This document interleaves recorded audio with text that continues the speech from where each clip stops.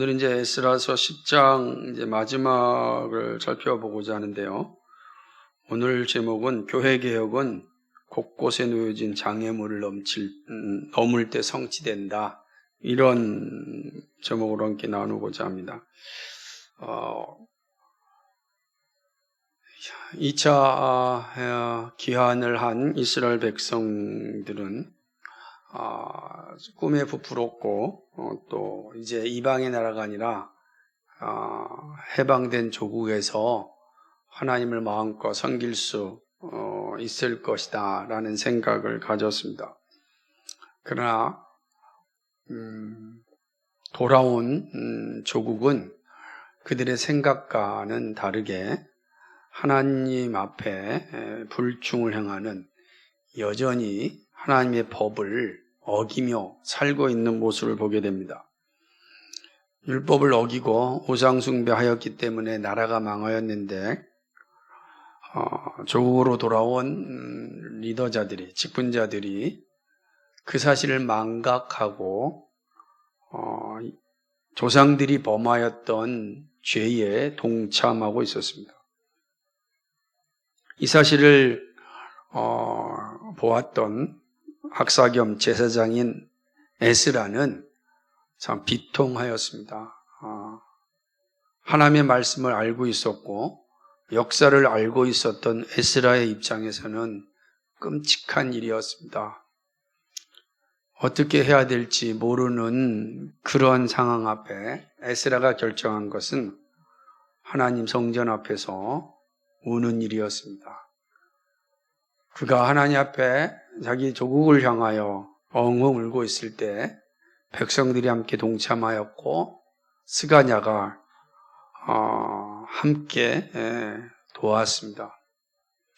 스가냐는 하나님 앞에 슬피 울며 애통해하는 에스라를 보고 우리에게 아직 소망이 있다.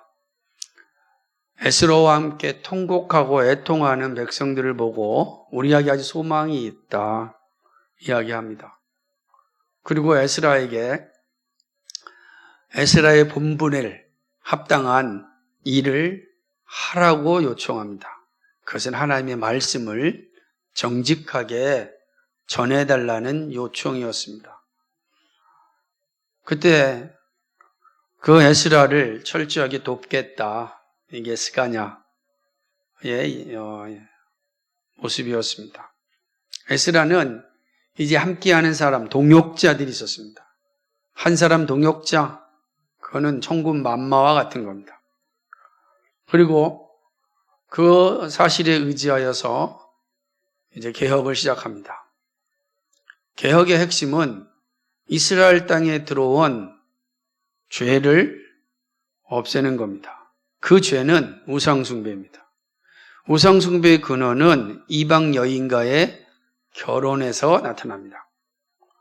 이스라엘 역사는 이방 여인 이세벨이 아합과 결혼함으로 이스라엘 전역에 우상숭배가 만연되었던 그 역사를 가지고 있습니다.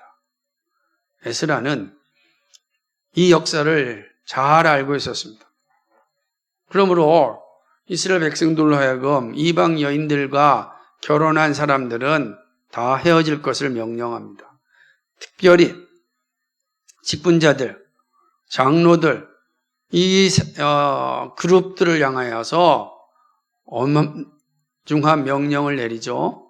다 헤어지라는 겁니다. 그러지 아니하면 우리는 하나님의 심판에 또 직면하게 될 것임을 이야기합니다.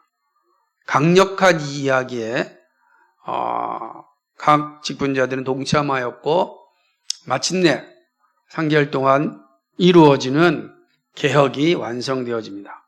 그러나 이 개혁이 편안하게 이루어진 것은 아닙니다. 개혁을 시도할 때 적극적으로 돕고 참여하였던 스가냐가 있지만 반면에 에스라의 개혁에 반대한, 교회를 개혁하는 데 반대한, 교회를 세우는 데 반대한 사람들도 있었습니다. 사람들이 있다는 거 쉽지 않습니다. 교회에서 어떤 일을 할 때 누가 반대를 하면 그게 시험거리가 되기 딱 좋습니다. 그거를 극복하지 못하면 교회는 건강하게 세워질 수가 없습니다. 이스라엘의 상황이 그러합니다. 그 놀랍게도 에스라는 이 상황을 이긴 것을 보게 됩니다. 그것이 오늘 본문의 내용인 것입니다. 우리는 본문을 통하여서 지난 2주 동안 살펴본 것 중에 하나는 교회개혁은 죄에 대한 인식과 철저한 회개로 시작한다. 교회개혁은 말씀을 따르고 경외하는 설교자의 복음 선포로 시작한다. 교회개혁은 직분자들이 함께여 있어야 한다. 교회개혁은 온 교회가 함께해야 한다. 라는 사실을 살펴보았습니다. 오늘은 마지막으로 교회개혁은 곳곳에 놓여진 장애물을 넘을 때 성취된다. 완성된다. 라는 사실로 생각해 보고자 합니다. 교회를 개혁하는 일, 하나님 나라를 세우는 일에는 항상 장애물이 있습니다. 그것도 멀리 있는 것이 아니라 가까운 곳에 있습니다. 앞서 말씀드렸듯이 에스라의 계획에 반기를 댄 사람들이 있었습니다. 그들은 이스라엘 백성들의 지도자들이었습니다. 가장 가까이 있었죠. 백성들을 다스리는, 백성들을 인도하는 지도자들이 타락하였습니다. 지도자들이 하지 말아야 할 일을 하였습니다. 그러므로 백성들은 지도자를 믿고 따르는데 지도자들이 잘못된 길로 가니 당연히 성도들도 잘못된 길로 가는 겁니다. 그래서 항상 중요한 건 지도자들이, 직분자들이 바른 길로 가고 있느냐에 초점이 맞춰져 있습니다. 이들은 하나님의 말씀을 어기고 이방 여인들과 결혼하였고 우상 숭배의 단초를 놓은 사람들이었습니다. 에스라는 이 반대하는 자들의 이름을 기록합니다. 그 이름을 기록함은 신앙을 개혁하고 나라를 세우고 성전의 온전한 회복을 주장할 때 언제나 다가오는 장애물이 있음을 알려줌입니다. 이걸 기록해 놓은 거예요. 여기서 이 네 사람 기록하지 않아도 에스라 10장을 이해하는 데 전혀 문제가 되지 않아요. 그리고 네 사람은 단지 이름과 반대하였다라는 것만 기록하고 있어요.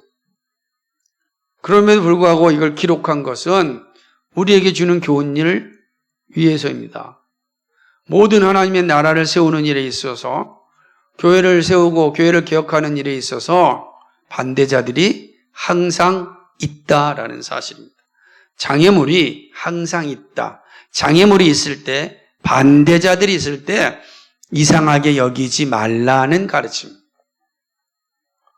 쉽게 모든 것이 이루어지지 않음을 보여주는 것입니다. 오늘날 믿음의 길을 가고 교회를 세우는 일에도 같습니다. 믿음의 길은 꽃길이 아닙니다.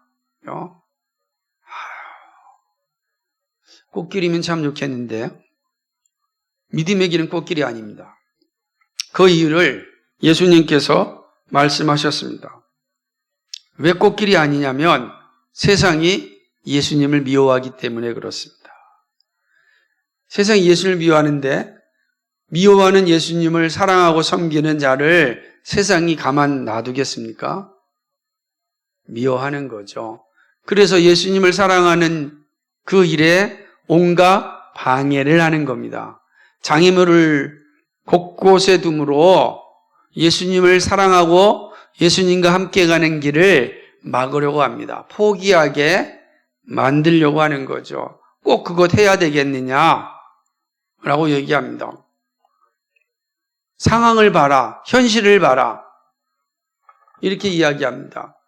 여기 있는 이스라엘의 지도자들도 지금 고국에 돌아왔을 때 성 비율로 볼 때 여성이 상대적으로 적었으니 우리에게 이런 상황 가운데 나라를 세우고 또 빨리 터를 견고하게 하기 위해서는 자녀를 낳아야 되지 않겠느냐? 이유가 됩니다. 이유가 되지 않습니까? 이런 이유에 우리는 넘어갈 수 있습니다. 이 장애물이죠. 다양한 장애물이 우리 앞에 나서 우리로 하여금 거룩한 교회를 세우는 것을 막으려고 하는 것입니다. 그래서 우리가 믿음의 길을 가다 보면 정말 최선을 다하여 살고 정직하게 살고 선하게 살고 열심을 다하여 섬기며 살아도 단 한 번 실수에 모든 것이 허무하게 끝나는 경우를 봅니다. 모든 통계를 보면 한국 교회가 한국 사회를 위하여 정말 잘 섬기고 있습니다. 그런데 한 번 지도자의 실수가 터지면 모든 교회 지도자, 모든 교회가 다 그러한 실수를 가지고 그런 어떤 추악한 모습을 가지고 있다라고 생각하게 합니다. 한순간에 다 무너지는 거죠. 그거를 다시 세우는 건 정말 쉽지 않습니다.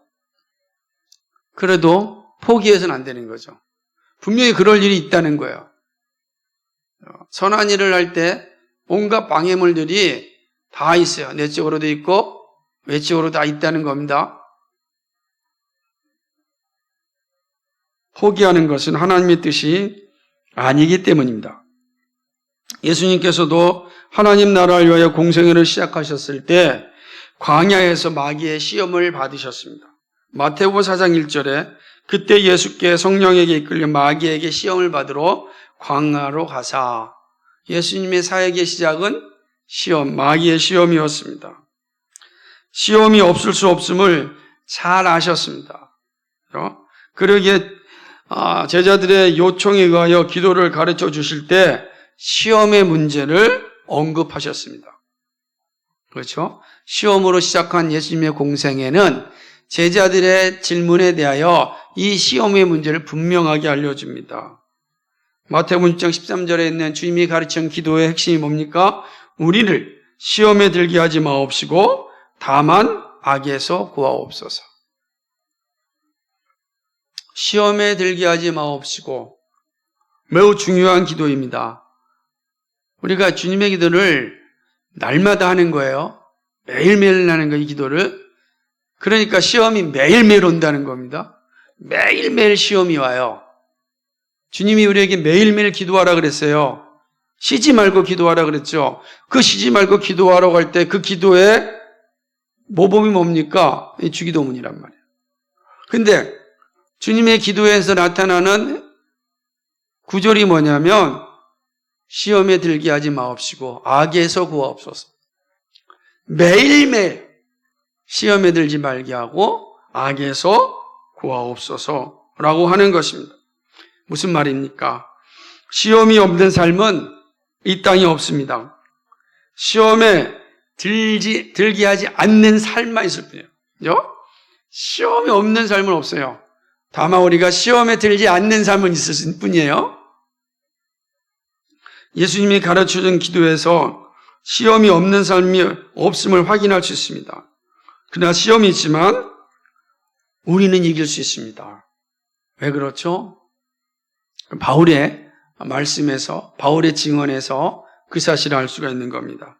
고린도전서 13장 10절 말씀에 이 바울은 시험이 없는 삶이 우리에겐 없다. 오직 시험을 이기는 삶만 우리에게 있다. 라고 이야기합니다. 사람이 감당할 시험 밖에는 너희가 당한 것이 없나니 오직 하나님은 미쁘사 너희가 감당하지 못할 시험 당함을 허락하지 아니하시고 시험 당할 즈음에 또한 피할 길을 내사 너희로 능히 감당하게 하시느니라. 아멘. 이 확신이 있었기에 우상 숭배에 빠지지 않았고 담대하게 세속사회를 향하여 바울은 복음을 전할 수 있었습니다. 온갖 유혹과 미혹과 고난과 많은 시험이 있었지만 바울은 이겨냈습니다. 하나님께서 피할 길을 주셨기 때문입니다. 그리고 피할 길을 주심을 확신하였기 때문에 그는 담대하게 복음을 들고 세상 속으로 들어갔습니다. 그리고 세상에서 살았습니다. 그리고 세상에 속하지 않았습니다. 피할 길을 주시는 하나님, 피할 길을 주신 주님과 함께 동행하였기 때문에 그렇습니다. 여러분, 이 믿음이 분명해야 돼요. 그럼 하나님께서 세상에 살 때 지혜를 주십니다. 우리가 순간순간 하나님 주신 지혜가 있어야 이길 수 있습니다. 지혜가 있어야 대항할 수 있고, 지혜가 있어야 피할 수 있고, 지혜가 있어야 이겨낼 수 있습니다. 근데 이 약속을 주셨습니다. 시험 당할 쯤에 피할 길을 주신다 그랬습니다. 이 확신을 가지고 살아야 됩니다. 그래서 우리 주님이 가르치신 기도의 핵심이 여기 있는 거예요. 시험에 들게 하지 마옵시고 다만 악에서 구하옵소서. 어떻게 일이 가능합니까? 시험 받을 쯤에 피할 길을 주시기 때문에 그래요.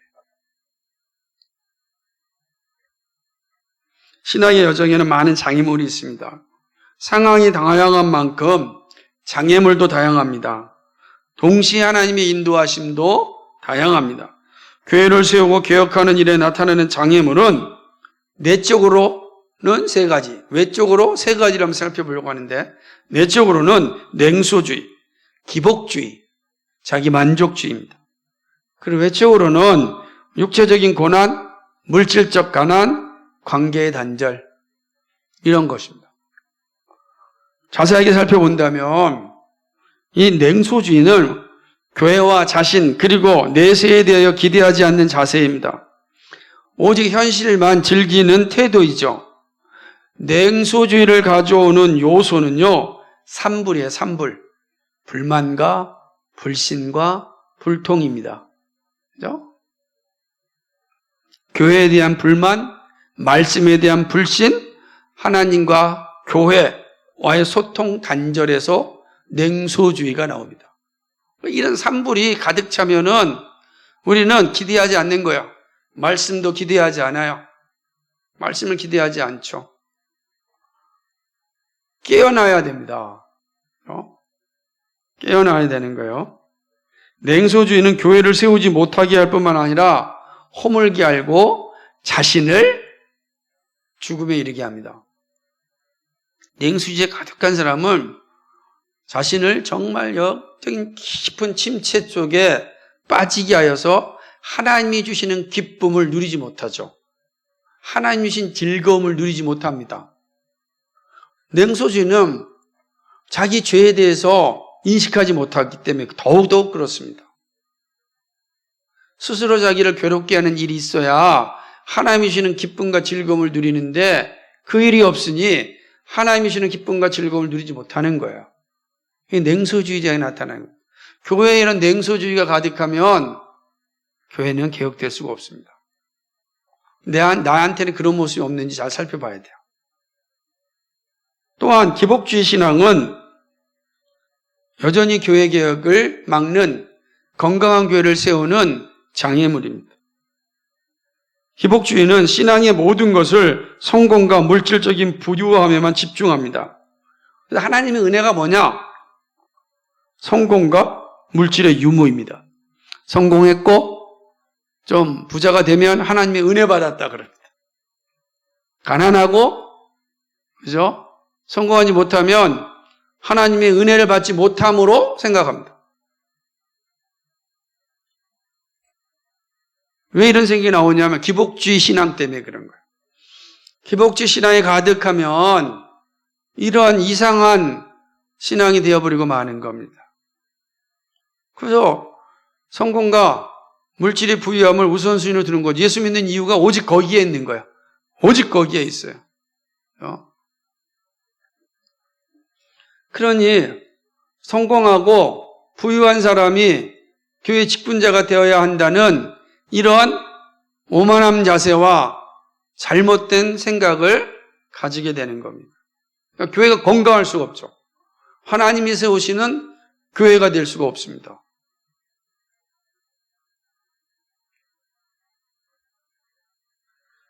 참으로 비참한 현상이지만 교회의 지배적 현상입니다. 자기만족주의는 신앙의 모든 것을 자기 만족의 기준을 둡니다. 하나님의 영광은 아무 의미가 없습니다. 하나님 나라를 이 땅에 건설하는 일에도 관심이 없습니다. 오직 자기 만족만이 기준입니다. 자신이 기쁘면 됩니다. 그러니까 신앙의 모든 근거는 자기 만족에 두고 살아갑니다. 자기가 기뻐야 돼요. 자기가 즐거워야 돼요. 자기가 기쁘고 즐거움이 없으면 아무 의미가 없어요. 예수님도 의미가 없고 말씀도 의미가 없고 다 의미가 없는 거예요. 근데 자기가 기쁘면 다 기쁜 거예요. 그래서 교회가 자기에게 만족을 주지 못하면 언제든지 신앙을 버릴 준비 자세를 하고 있는 겁니다. 교회를 도피하고자 준비를 하고 있는 거예요.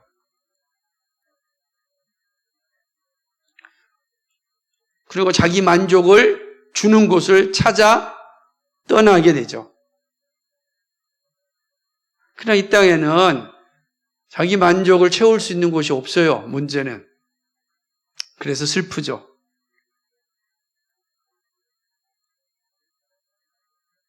이것이 교회의 내적 장애물입니다. 그러나 내적 장애물 못지않게 외적 장애물도 만만치 않습니다. 육체적인 고난입니다.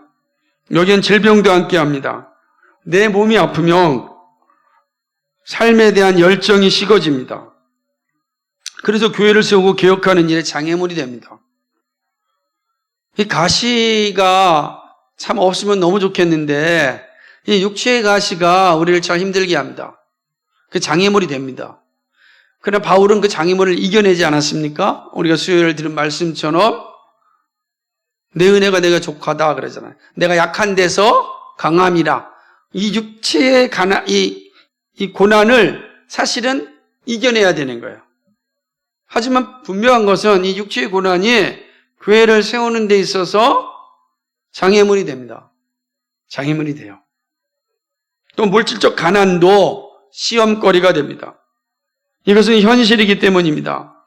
사실은 싸워 이겨야 할 대상이지만 종종 시험에 듭니다. 구원과 그 영광을 위하여 아무 문제가 없지만 죄악된 세상을 살아가는 데 있어서 많은 시험거리가 되는 게 이 물질입니다.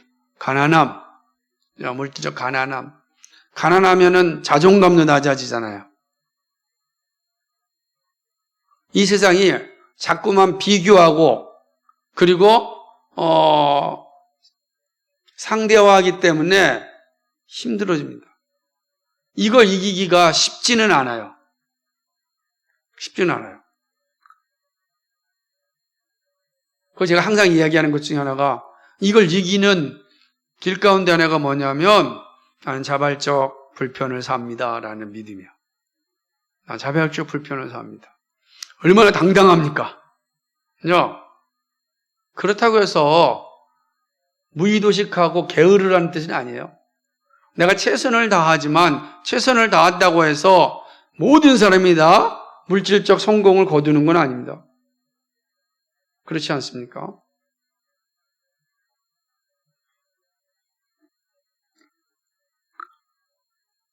그러나 이 물질적 가난도 시험이고 거리고 장애물인 건 분명합니다. 마지막으로는 관계의 단절이죠. 이게 매우 중요한 장애물입니다. 이 말은 공동체성이 사라진 삶과 신앙입니다. 하나님은 삼위 관계를 통하여 우리에게 관계의 중요성을 친히 보여주셨습니다. 그런데 개인주의 신앙이 공동체성을 파괴하고 있습니다. 교회는 하나님의 집이고 가족이라고 우리는 말씀을 들었습니다. 그죠? 우리가 디모데전서 공부하면서 교회는 하나님의 집이요 가족이라 이렇게 말씀하였습니다. 그런데 가족의 의미가 퇴색되었습니다. 가족이 흩어지면 어떻게 되겠습니까? 그럼 생각해 보세요. 집이 있습니다. 각 방이 있습니다. 집은 있는데 가족들이라고 하는 사람들이 엄마는 엄마 방, 아빠는 아빠 방, 자녀는 자녀 방, 각 방에 들어가 있습니다. 밥 먹을 때도 각 방에서 먹습니다. 그죠? 모든 생활을 각 방에서 합니다. 각자 각 방에서 잠을 자고 일어나서 각자 집을 나섭니다. 가족입니까? 그죠? 도대체 빨래는 누가 합니까? 설거지는 누가 합니까?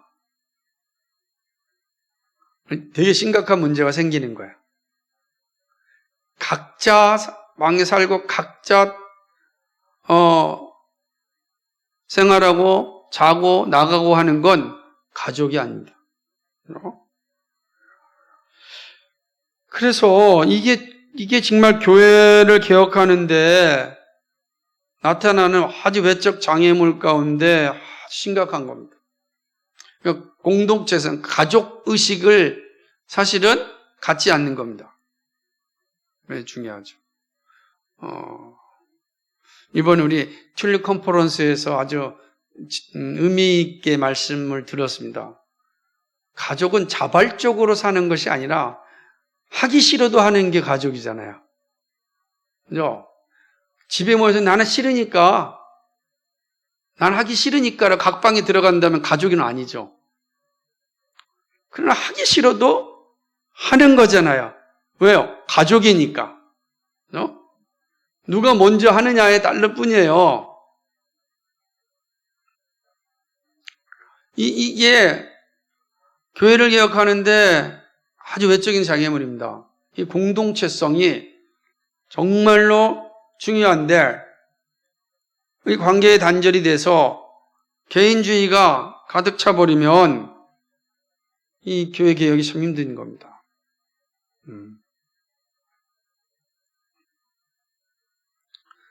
이런 장애물을 극복해야 합니다. 그래야 개혁을 이룰 수 있고 하나님께 영광을 돌릴 수 있습니다. 각종 시험과 장애물은 항상 있을 것입니다. 하지만 장애물은 없애라고 존재하는 겁니다. 장애물이 오면 그걸 없애는 것이 장애물이 존재하는 이유예요. 장애물과 살아라 그런 게 아니라 장애물이 오면 장애물을 치우라는 겁니다. 극복하라는 것입니다. 그 일을 우리에게 맡기셨습니다. 바벨론 포로에서 돌아온 에스라와 스가냐와 백성들에게 맡겨진 개혁이 있었습니다. 그리고 이제 그리스도의 십자가의 은혜로 구원받은 우리에게 그 개혁을 맡겼습니다.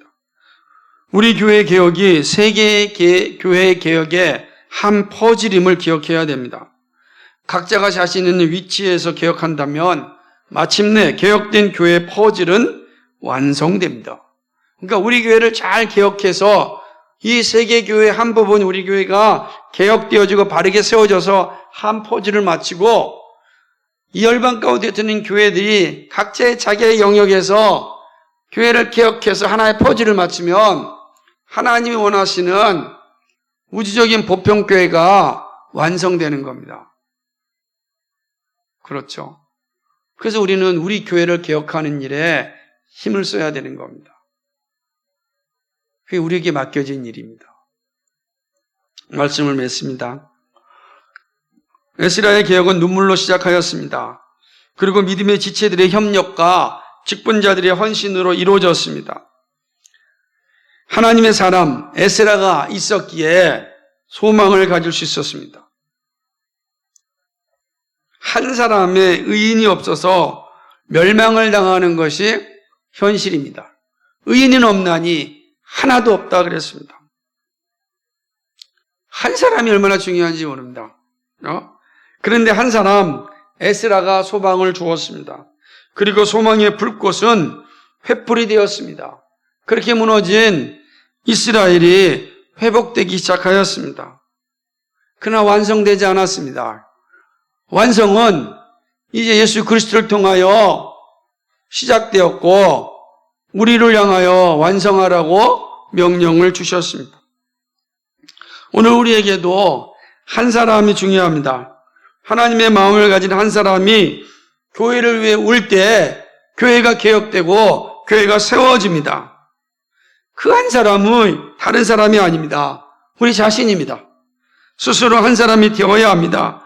하나님의 말씀에 의지하여 눈물로 기도하는 한 사람이 있을 때 나와 가정과 교회와 조국과 열방이 개혁되어지고 소망이 있게 되는 것입니다. 의인 한 사람이 되어야 합니다. 그리스도의 십자가를 자랑하는 한 사람이 되어야 합니다.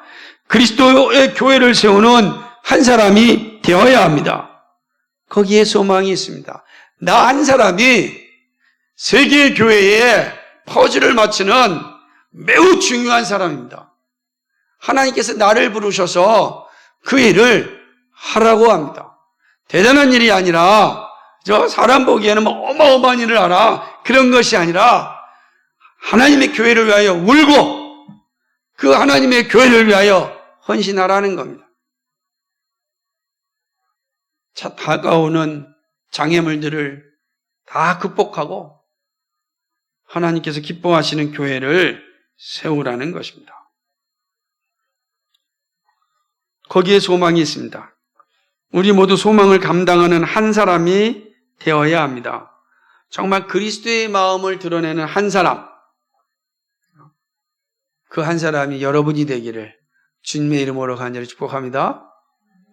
거룩하시고 자비하신 하나님 아버지, 고맙고 감사를 드립니다.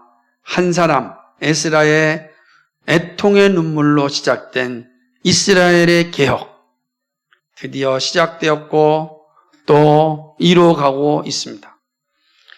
그 개혁의 바톤이 우리에게 주어졌습니다. 이제는 예수 그리스도를 통하여 어떻게 하는 것이 교회의 개혁을 이루는 것인지 알게 되었습니다. 우리는 그 말씀에 의지하여 주님 오시는 그날까지 주님의 몸된 교회를 개혁해 나가야 합니다. 의인 한 사람을 통하여서 이루어졌던 이스라엘 개혁을 보면서 믿음의 사람 한 사람인 우리가 얼마나 막중한 존재인지 알게 되었습니다. 하나님 아버지, 교회를 개혁하는 한 사람 되게 하여 주옵소서. 정말로 하나님의 나라의 영광을 나타내고 거룩한 교회 한 퍼즐을 맞추는 한 사람 되게 하여 주옵소서. 우리 교회를 바르게 세우는 한 사람 되게 하여 주옵소서. 간절히 소망합니다. 성령 하나님 도와주셔서 그 일에 쓰임받게 하여 주옵소서. 감사드리며 예수 그리스도를 받들어 기도하옵나이다. 아멘.